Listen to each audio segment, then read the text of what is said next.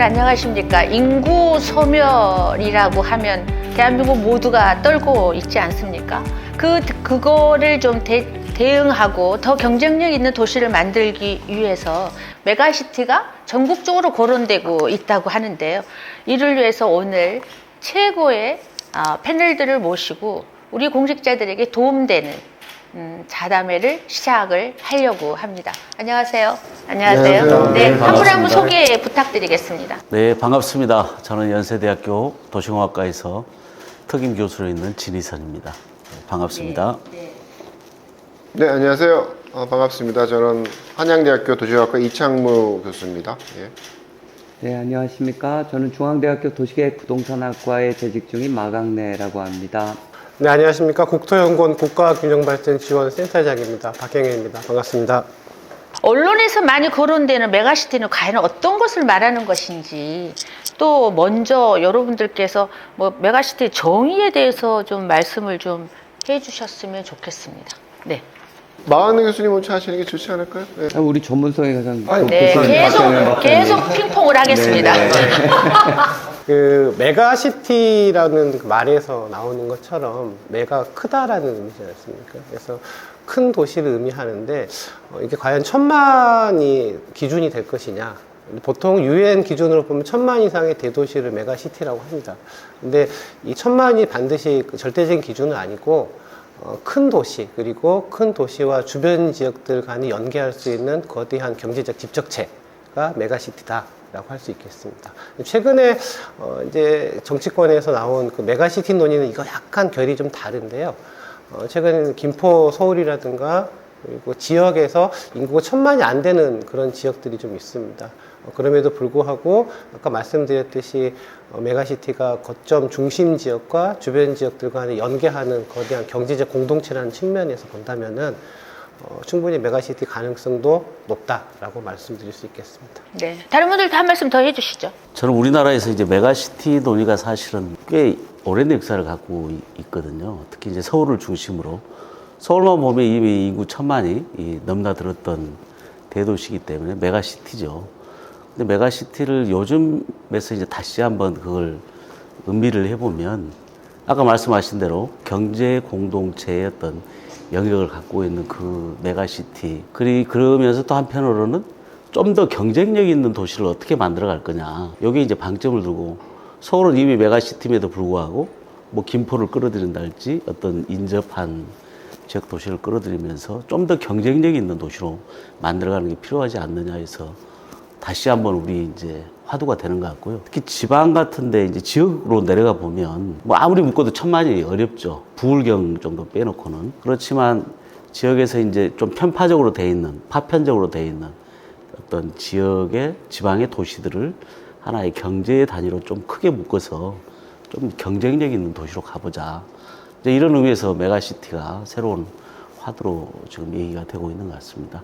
이제 그런 점에서는 좀 의미가 있다고 저는 생각을 합니다. 다른 분들이 생각하는 메가시티 하실 말씀 없으시나요? 그 메가시티라는 그런 논의 자체가 굉장히 다양한 방향으로 흐르지만 제가 주로 이제 공부하는 거는 도시 경제 이런 쪽에 이제 도시와 관련된 그런 효율성의 문제들 이런 데 집중된 그런 연구나 고민을 하고 있는 입장에서 보게 되면 메가시티라는 거는 저한테는 전략은 아니에요. 그거는 그냥 나타나는 현상일 뿐인 거죠. 그래서 메가시티라는 게 정말 경쟁력을 담보하는 그런 어떤 도시의 모습도 아니고 세계에서 보게 되면 메가시티라고 얘기할 수 있는 많은 도시들이 있는데 기본적으로 그냥 인지할 수 있는 메가시티의 성격이라는 것은 단순한 도시라기보다는 어떤 국가에서 대표적인 성격을 갖고 있는 큰 도시를 의미를 하죠. 네. 그게 이제 좀 더 일반적인 의미의 메가시티의 개념인 것 같아요.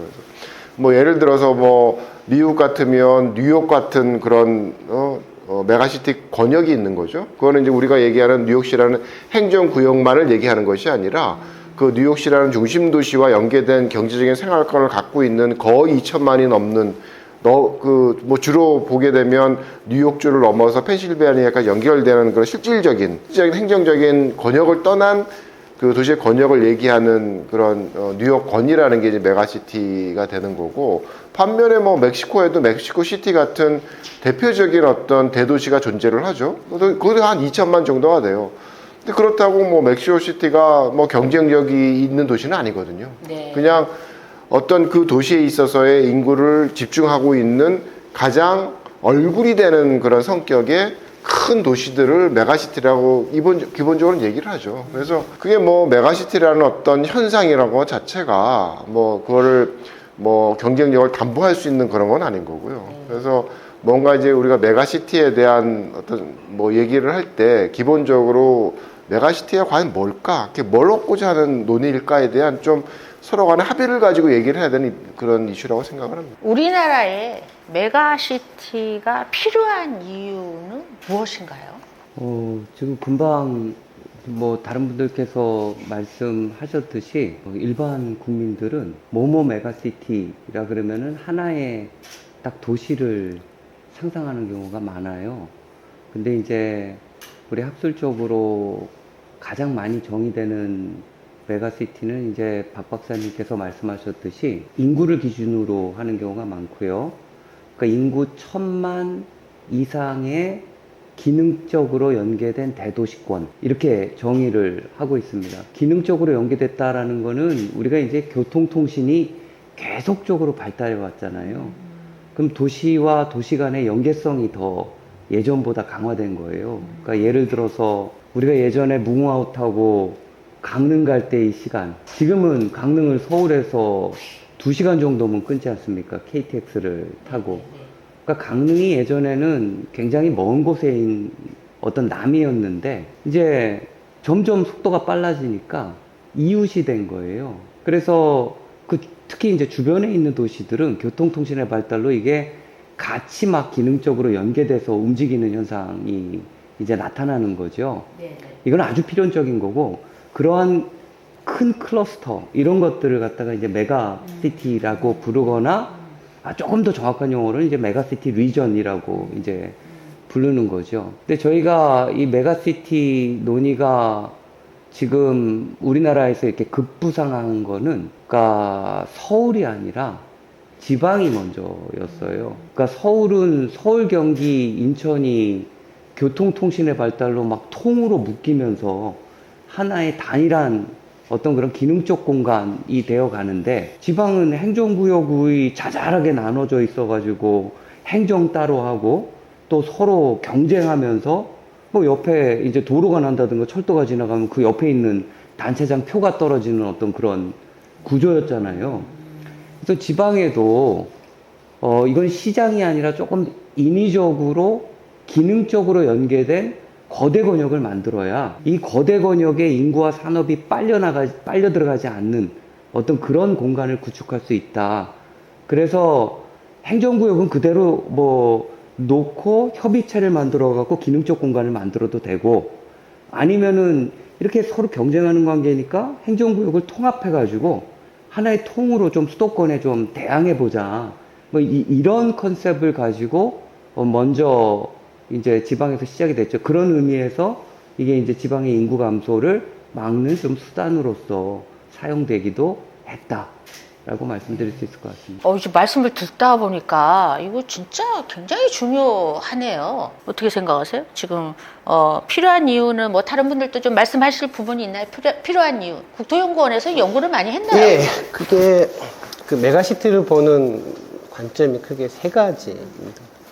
도시를 하시는 분들은 도시 중심으로 접근을 하셔서 메가시티의 목적이 글로벌 경쟁력 강화라는 측면을 강조하시고요. 그리고 지역 국토적인 측면에서 본다 그러면은 아까 우리 마경래 교수님 말씀하셨듯이 수도권에 대응하는 혹은 수도권에 버금가는 권역을 형성을 해서 인구 소멸도 막고 또 다른 경쟁력을 창출하자라는 그런 논의도 있고, 세 번째 논의는 요즘에 되게 심각하게 부상하고 있는 지방 소멸에 대한 문제들도 메가시티를 통해서 해결할 수 있지 않을까라는 그런 논의들이 있습니다. 왜냐하면은 지방의 대도시와 그리고 거점 지역들 연계를 하고 소외된 지역들을 지방 소멸의 위기에 그런 지역들을 연계할 수 있는 방안으로 메가시티가 가능하지 않을까 라는 거에서 크게 세 가지 논의가 있는데, 이제 그 논의의 흐름이 시대에 따라서 자꾸 바뀌는 것. 정부가 추진하는 방향, 그리고 국민이 원하는 방향에 따라서 글로벌 경쟁력으로 갔다가 지방 균형 발전으로 갔다가 혹은 권역 내 낙후 지역에 대한 그 대안으로 갔다가 이렇게 왔다 갔다 하는데 저는 세 가지 흐름 다 모두 다 중요한 흐름이라고 생각을 합니다. 서울시의 부시장님을 하신 우리 진희선 교수님께서는 필요한 이유가 조금 더 다르지 않을까 이런 생각을 좀 했거든요. 저는 그 박 박사님 말에 전적으로 동의를 하고요. 아마 이제 오늘 이렇게 네 분 패널이 같이 모이셨는데 본인의 연구하는 분야, 또 관심도, 또 경험에 따라서 아마 생각들이 좀 다를 것 같아요. 저는 오히려 좀 저와 다른 생각들을 오늘 좀 많이 듣고자 왔는데요. 저는 이제 이 세 분하고 달리 필드에서 32년간 행정 경험을 했던 사람이지 않습니까? 그런 차원에서 저는 우리 박 박사님의 그 세 가지 포인트가 정적으로 동시에 이루어져야 된다 하는 생각이 굉장히 강하게 들어요. 왜냐하면 이건 마치 이제 서울의 도시 경쟁력이 굉장히 필요하잖아요. 요즘 뭐 국가 경쟁력은 도시의 경쟁력을 바탕으로 하기 때문에 서울이 예를 들어서 뭐 상해나 동경이나 북경이 밀리면 그 나라가 밀리는 거거든요. 그래서 서울의 경쟁력이 굉장히 필요하다. 이런 차원에서 이제 어떤 서울의 경쟁력을 늘리기 위한, 높이기 위한 뭐 다양한 방법들 중에 하나가 좀 메가시티론으로 다시 한번 살펴보자. 이런 의미에서 이제 김포의 편입에 대한 얘기가 저는 논의가 필요하다고 보는데 그게 정치권에서 그냥 표 계산으로만 가다 보니까 굉장히 이상한 방향으로 흘렀고 지금 또 오히려 논의가 좀 수그러들었잖아요.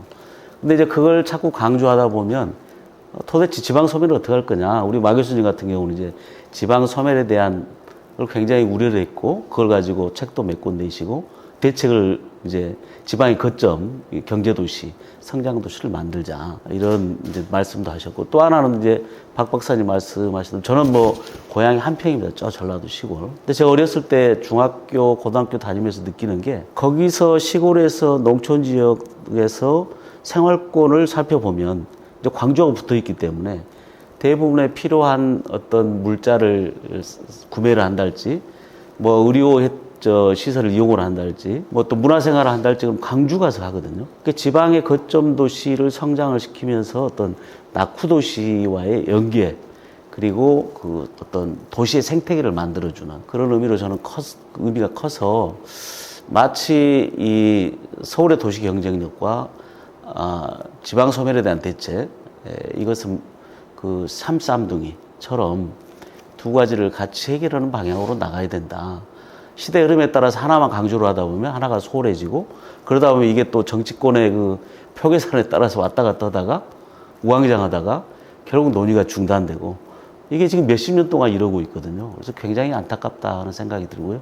서울의 도시 경쟁력을 위해서 메가시티의 필요성은 제가 좀 이따 따로 한 말씀을 드리도록 하겠습니다. 필요성에 대해서 하실 말씀 없으신가요? 글쎄 뭐 메가시티를 어떻게 보느냐에 대한 뭐 다양한 시각과 접근이 있으니까 근데 이제 뭐 기본적으로 좀 까칠하게 얘기를 하면 그러니까 이 메가시티와 관련된 그런 뭐 전체적인 흐름과 이해는 사실은 국가적인 경쟁력을 대신하는 그런 도시의 발전과 혁신의 장에 대한 논의에서부터 사실은 집중이 돼서 시작이 됐죠. 근데 이제 국내에서 이제 뭐 들어오면서 국내적인 상황에 따라서 이제 메가시티 혹은 뭐 메가시티 리즌에 대한 그런 컨셉에 대한 부분을 현상이 아니라 전략적으로 활용하고자 하는 그런 흐름들이 생겨났는데 저는 안타까운 게 뭐냐면 그 메가시티와 관련된 메가 리즌과 관련된 현상에 대한 부분들을 왜곡시켜서 적용시킬 수도 있다라고 봐요. 그러니까 대표적으로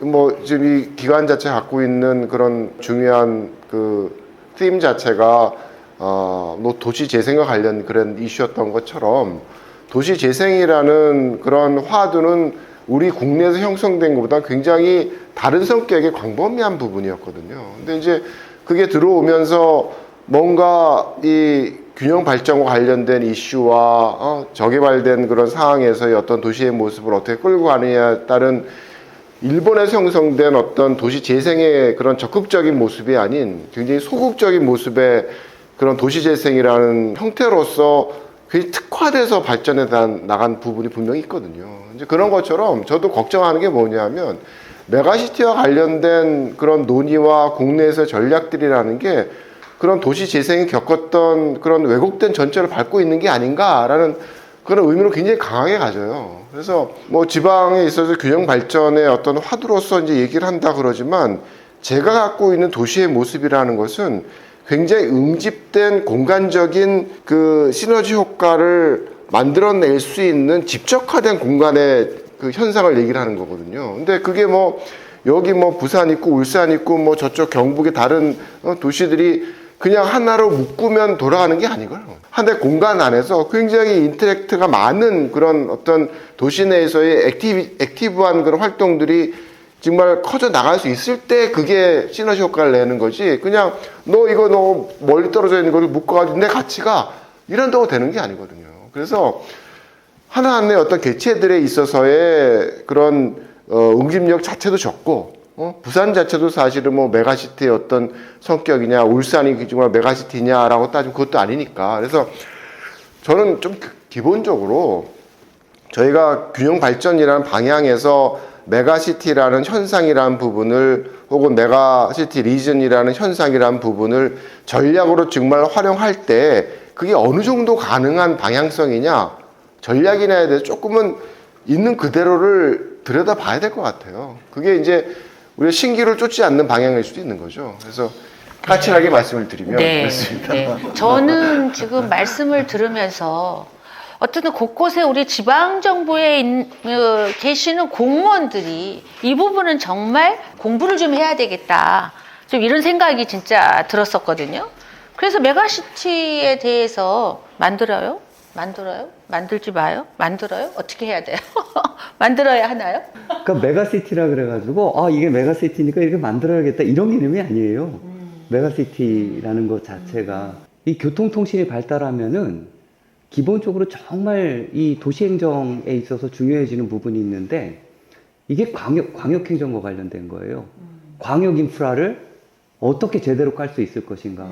그러니까 우리가 광역이다라고 얘기를 하면은 이제 그 행정구역을 뛰어넘는, 그러니까 시군구를 뛰어넘는 거를 얘기하고요. 초광역이라 그러면은 그 광역도 뛰어넘는 이제 이런 거거든요.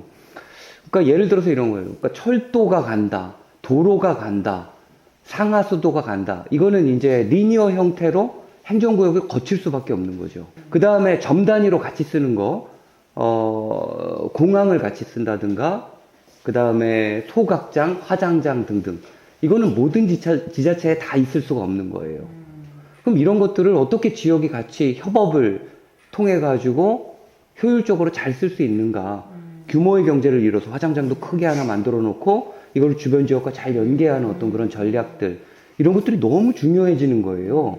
이게 점점 속도가 빨라지다 보니까. 근데 서울은 지금 그게 되는 거죠. 그리고 수도권이 그게 점점 더 효율화되는 방향으로 나가는 건데, 지방은 행정구역이라는 허들에 막혀가지고 이제 님비, 핀피 현상이 이제 일어나면서 좋은 거는 자기네가 가져가려고 서로 그렇고, 안 좋은 거는 서로 옆 지자체로 밀어내려고 하는 그런 현상이 생기다 보니까 이 광역 인프라가 제대로 깔리지 못하거나 깔리더라도 엄한 대로 깔리게 되는 어떤 그런 현상이, 그래서 이게 지역의 그 경쟁력을 약화시키는 방향으로 나갔다라는 거죠. 그래서 우리가 이 메가시티 논의에 있어서 이런 광역 인프라를 어떻게 효율적으로 깔 수 있을 것인가, 이런 것들이 굉장히 키 이슈인 거고요. 이런 것들을 잘하게 되면 도시와 도시 간의 연계성이 강화된 거예요. 저는 이거를 메가시티라고 안 불러도 돼요. 그냥 상생 도시권이라고 부르든지 단어를 달리해서 불러도, 그러니까 된다라고 생각하고요. 우리가 정말 중요한 거는 이 수도권이 통으로 묶여가지고 굉장히 강한 힘을 발휘하고 있는 상태에서 운동장이 기울어지니까 점점 불균형 발전 쪽으로 가게 되고, 이 불균형 발전이 이 사회경제적 코스트를 굉장히 높이는 방향으로 이제 대한민국 전체에서 부담을 주고 있다라는 거. 이 현실을 우리가 목도하는 상황에서 이걸 어떻게 치유할 수 있을 것인가. 이건 광역 인프라의 문제다라고 정리할 수 있을 것 같습니다. 근데 이제 여기서 좀 우리가 이제 포인트가 하나 있어요. 저는 행정을 직접 경험해 본 사람으로서 느끼는 게, 그러니까 좀 매크로하게 가야 된다. 그러니까 옛날보다 훨씬 교통이 빠르고 통신이 빠르기 때문에 하나의 생활권이 굉장히 넓어졌다. 이제 이런 의미로서 이제 메가시티 이 개념이 꼭 뭐 이게 뭐 행정이냐 그 자체가 하나의 나름대로 개념일 수도 있다. 뭐 이런 말씀에 저는 전적으로 동의하면서 다만 이걸 어떻게 현실적으로 묶을 거냐는 두 가지 방법이 있어요. 하나는 그냥 큰 영역을 행정 하나를 단위로 묶는 방법. 이번처럼 나왔던 서울과 김포를 그냥 통합하는 방법. 또 하나는 연합이거든요. 도시 간의 연합. 그러니까 서울과 김포가 하나에 안 묶고 하나의 연합체를 구성을 해서 같이 가는 방법. 이제 요 두 가지를 가지고 이제 구체적으로 좀 들여다볼 필요가 있는데요. 좀 나라마다 틀립니다. 문화적 성격에 따라서. 예를 들어서 프랑스 같은 경우는 파리, 여기 보면은 그랑 파리. 이건 연합이거든요. 그리고 일본의 간사이 광역연합도 연합이고, 중국의 칭친치 일체화젤라 이것도 연합이거든요. 그럼 우리도 연합하면 얼마든지 되지 않느냐, 이제 이렇게 얘기를 할 수가 있는데, 근데 제가 실제 행정을 해보니까 연합 갖고는 정말 힘듭니다. 왜냐하면 쓰레기 문제 하나만 보자고요. 서울과 인천과 경기도가 합의를 해서 이제 쓰레기 매립장을 하고 거기에 대한 적절한 비용은 이제 분담을 하기로 했겠죠.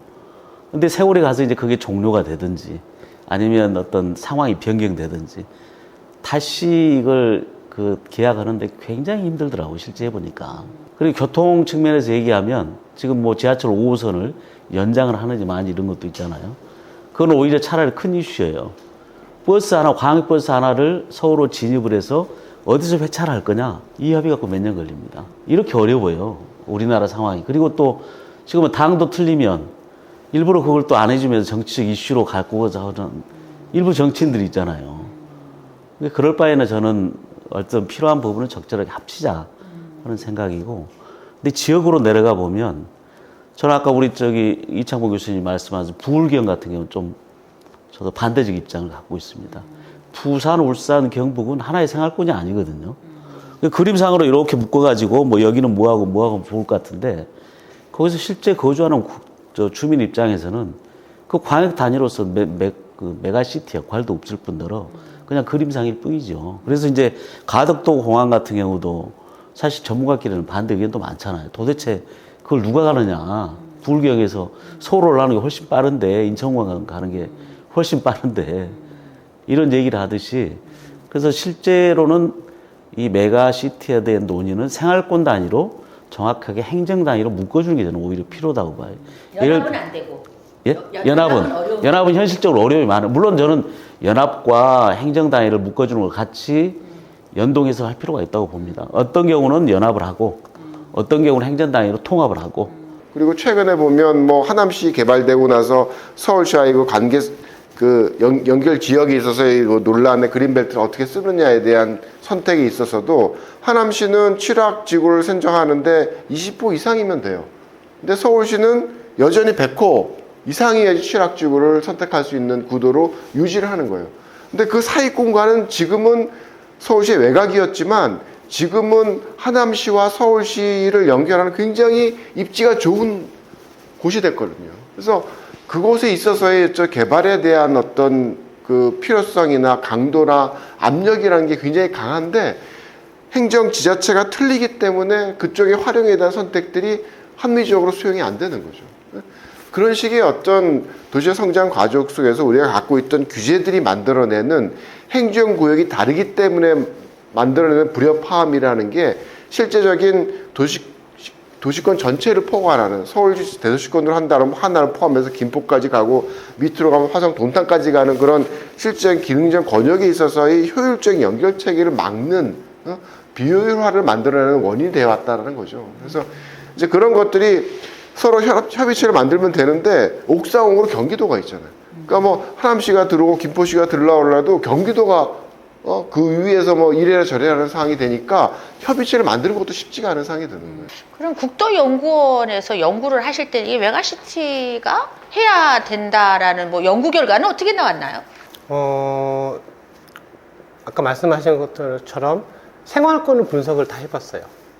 전국의 교통망으로 분석을 해봤더니만 수도권은 2,600만 하나의 생활권인 것이고, 그리고 부울경 같은 경우에는 부산, 울산, 그리고 포항 까지 연계되는 760만 권역인 것이고, 그리고 그러니까 광주 전남 같은 경우에는 광주와 목포 축 하나, 여수, 순천, 광양 이 축 하나. 그래서 이런 권역들 내서도 세부적으로 생활권이 다 쪼개집니다. 그런데 국토연구원하고 저희가 계속 고민해 왔던 것들은 사실 이러한 전략들이 이번 정부에서만 들어선 게 아니거든요. 그 전에 각각에 보면 5+2 광역경제권에서도 유사한 구조를 한번 가져가려고 하다가 실패했어요. 실패했던 이유가 뭐냐? 사업은 광역적인 사업을 발굴을 하는데 예산의 집행이나 이제 실제로 돈을 집행하는 건 시도로 분절이 돼 있거든요.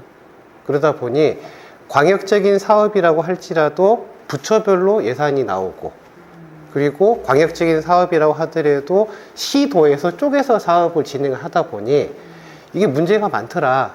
그래서 요것들을 좀 합칠 수 있는 방안이 무엇인가라는 걸 계속 고민을 하고 있는데요. 이제 저희가 고민하고 있는 건 뭐 속된 말로 이런 걸 한번 생각을 해봤어요. 돈이 10만 원이 있을 때 양말을 100켤레를 살 것인가, 나이땡 신발을 살 것인가. 현재 구조는 양말을 100켤레 사는 구조입니다. 왜냐면은 행정구역 단위별로 집행해야 되기. 근데 이걸 갖다가 연합의 형태든 통합의 형태든 지역들 간의 연계를 통해서 새로운 모습을 발견을 해낼 수가 있다면은 나이땡 신발도 사지 않을 수 있지 않을까라는 게 시작이고요. 나이땡이 뭡니까? 나이키입니다, 나이키. 네. 네. 네. 그래서 지금까지 구조로는 굉장히 파편적이고 분절적으로 사업이 진행이 됐거든요. 근데 이게 행정구역 단위에서는 분절성에서 기인한다고 보는 것이고, 이것들을 행정구역 개편까지 가는 게 제일 좋은 단계지만은 그렇게 못했을 경우에는 또 다른 연합 형태로 해서 아까 말씀드렸던 나이키도 한번 사볼 수 있도록 여건을 마련해보고, 그리고 실제로 돈을 집행할 수 있는 기금, 아니 그 예산 구조도 좀 바꿔보고 하는 노력들이 필요하지 않을까. 지금 그 과도기 단계라고 저는 생각을 합니다.